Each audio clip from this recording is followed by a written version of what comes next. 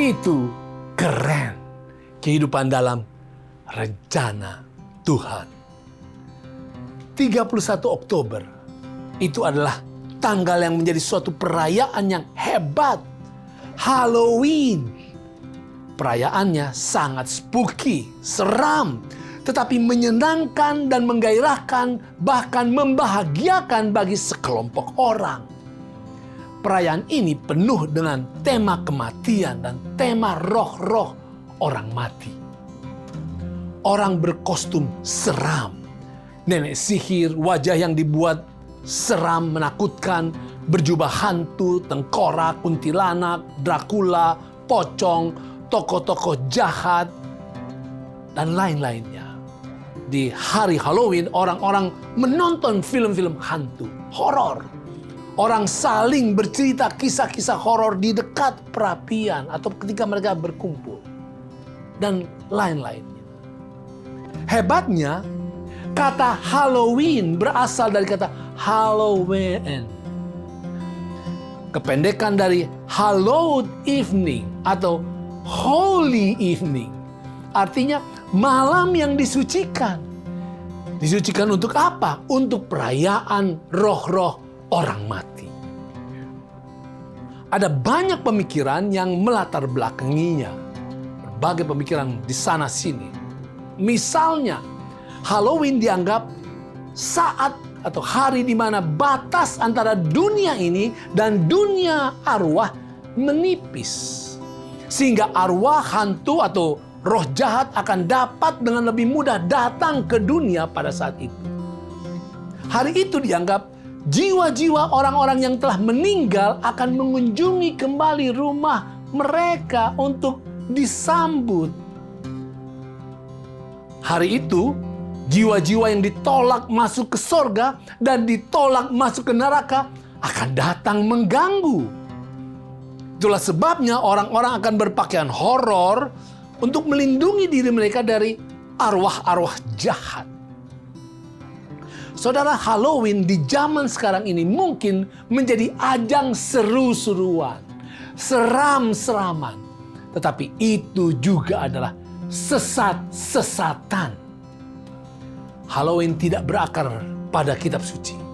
Itu adalah praktek okultisme, praktek ilmu sihir, dan praktek mengagungkan pujaan pada arwah orang mati.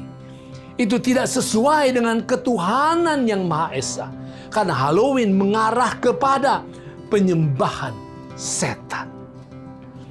Ulangan pasal 18 ayat 10-12 melarang orang yang mau menjadi petenung, penyihir, ataupun seorang yang bertanya kepada arwah atau kepada roh peramal atau yang meminta petunjuk kepada orang-orang mati. Itu adalah kekejian bagi Tuhan. Saudara, tubuh dan nyawa manusia tidak pernah terpisahkan. Itu hidup dan mati bersama-sama. Contoh jelas adalah Yesus.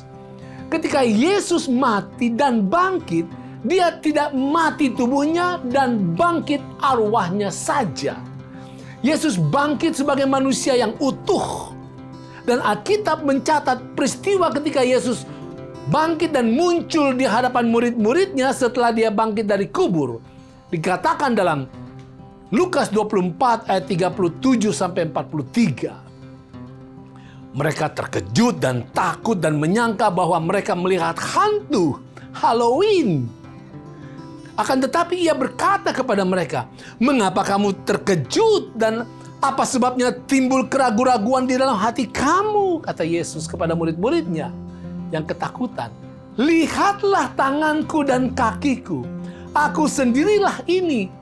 Rabahlah aku dan lihatlah, karena hantu tidak ada daging dan tulangnya seperti yang kamu lihat ada padaku," kata Yesus. Saudara, Yesus bukan sedang mengajarkan tentang adanya hantu atau roh orang mati yang melayang-layang.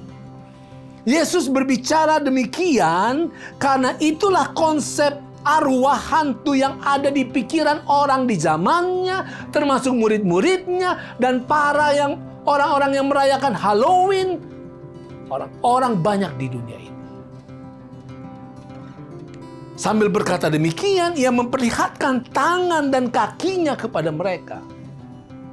Saudara, Yesus bangkit sebagai tubuh dan hidup yang lengkap. Bahkan Lukas ceritakan bahwa pada malam itu Yesus makan bersama murid-muridnya. Saudara, di Halloween, orang tidak bisa berkostum seperti Yesus. Karena Yesus bukan roh orang mati. Yesus bangkit sebagai manusia yang utuh. Dan saudara, Yesus juga adalah Allah yang utuh. Kuasa dan kekuasaan alam semestanya adalah penuh. Itulah sebabnya, lakukanlah perayaan-perayaan yang hanya akan mengagungkan Yesus.